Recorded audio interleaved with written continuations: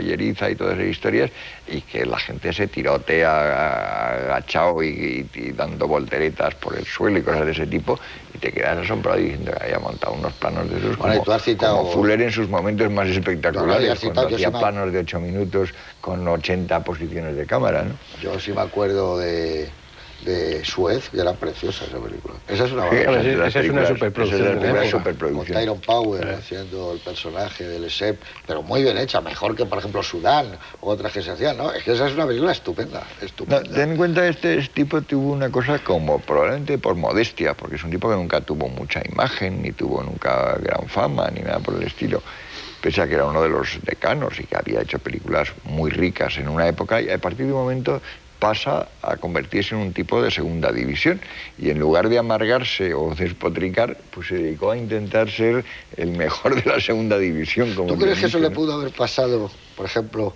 si hubiera tenido otro temperamento y otro carácter a Griffith?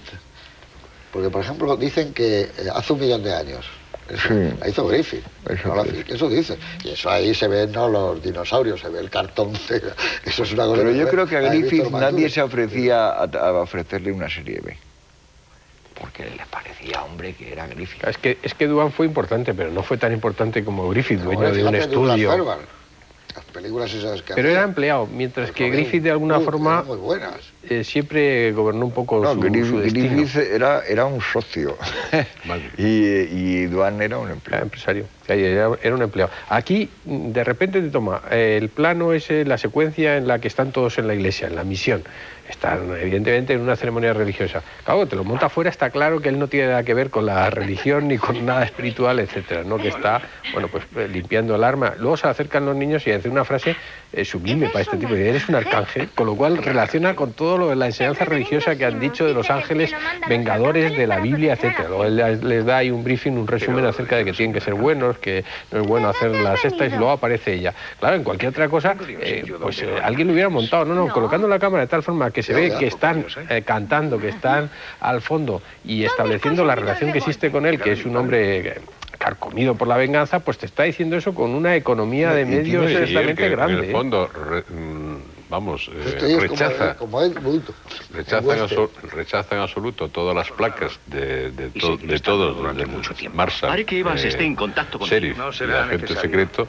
En cambio, pues en un momento determinado, que me parece que señalabas tú cuando enseña el revólver, una de las veces que enseña el revólver, cuando dice que mientras yo esté en esta ciudad no habrá más jaleos, con lo cual a su vez entonces así lo dice él, entonces a su vez asume, pero asume un sentido de un deber o de una responsabilidad, pero en cambio no quiere ser responsable directo de llevar algo oficioso encima, como puede ser la placa esa en absoluto. Es otro detalle de esta película bastante distinto, porque normalmente lo lógico es que alguien se coloque, porque al final el propio Marshall, al final cuando está muriendo Flipper, se lo va a dar, pero ni llega. Dice, no, me gustaría o algo así, o estaría... Y ahí se queda. O sea, él jamás lleva la placa, pero en cambio impone la ley, y para eso enseña el revólver. No, impone la ley o impone la venganza, no se sabe realmente bien. Pero fíjate, también hay ese elemento de subvalorar a los enemigos que tiene el reverendo, que va y le reprocha y se mete con él porque ha matado ahí a 2 hombres, ya que lo tiene medio herido, y un instante después intentan matarlo otra vez, ¿no? Con lo cual le acaban dando la razón.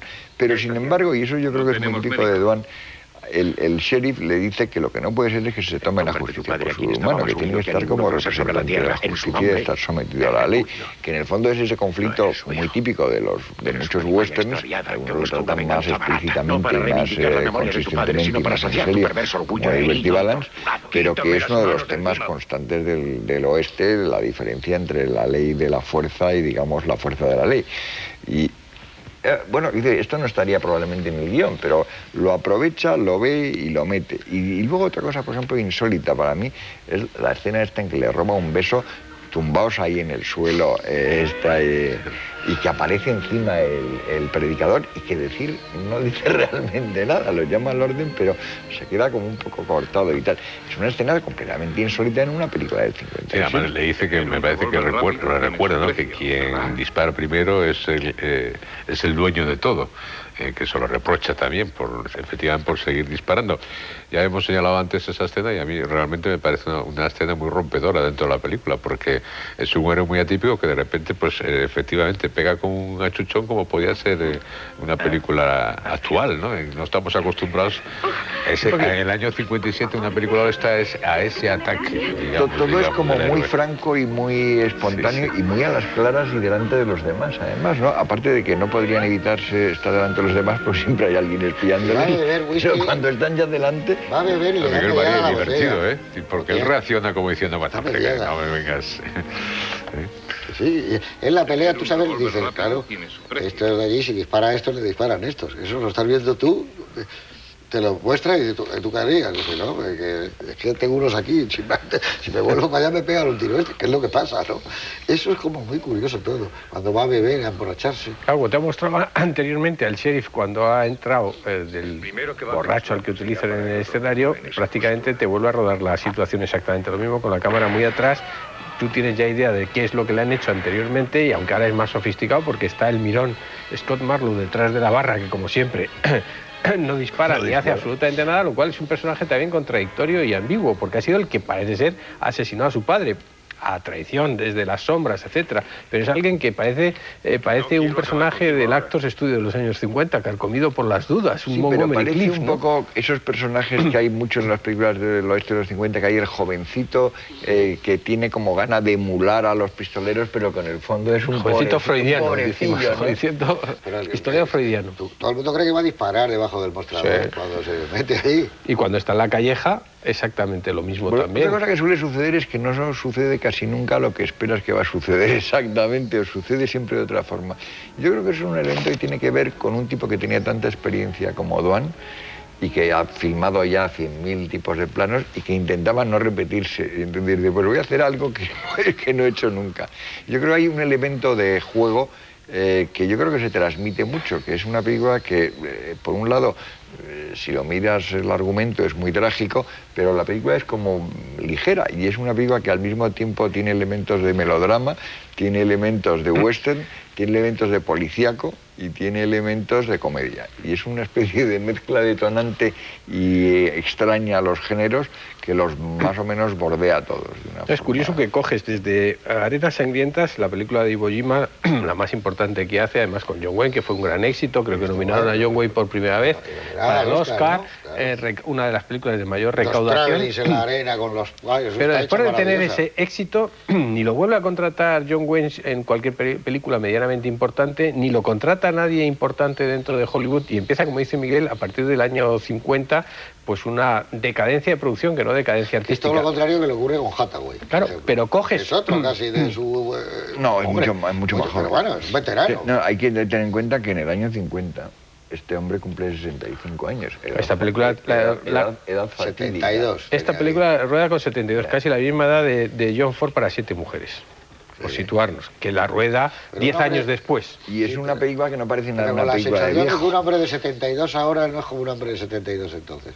Porque tú dices, hombre, ya era veterano, no sé, cualquiera, que ya tenía 50 años, hubo fregonesa, y dices, pues 50 años no es nada para rodar. Eso también influía, porque decías, es un tipo de... ya es que está cerca de 60 y tantos años, bueno, este ya no está para dirigir. Hitchcock, sin ir más lejos. Pero a mí me extraña, porque... No, me extraña lo de John Wayne, que tú has citado, Eduardo. Pero confiaba mucho en Hathaway, aunque era mayor, hombre, era un veterano, pero todos los 4 hijos de Cathy Elder le daban todas las películas. No hablemos ya de John Ford, John Ford le llama él, pero hombre, alguna de las que hemos visto, Chisholm, esa podía hacerla a la Duan, ¿no? Hondo, ¿no? Claro, digo yo, ¿no? Farrow era otro veterano. Sí, también. pero eso es una cosa que se quejaban casi todos los viejos, y lo decía Ford, que decía que no le parecía intolerable que a Bull Kennedy o a Andrew McLaughlin le pagaban mucho más de lo que le iban a pagar. Entonces, como decían, bueno, yo ya he ganado un dinero, tengo unos ahorros, no me voy a dedicar a trabajar y no sé cuántos para que me paguen menos que hasta que ha sido mi ayudante hace 30 años. Y que era mi ayudante porque era el hijo de Víctor McLaren. Hay un corte de todas maneras de estudio para la gente que le gusta lo del cine, ¿no? Incluso ya en el western. Boy Teacher hace las películas muy baratas. Bueno, baratas en el Pedregal ese, empieza con el caballo que llega un tipo, bueno, igual. Pero, por ejemplo, cuando hace El desertor del Álamo, con Julie Adams y con Alan Ladd, esa es una película cara. Es una película universal, si Es no una recuerdo película mal. normal de la Universal. Claro, para él, cara, es una película. Pero ya que unos puede años hacer. después estaba haciendo películas más baratas. Pero, ¿ves tú? Hay un corte y de repente unos caen como mal en la industria o lo que sea y dicen, bueno, esto ya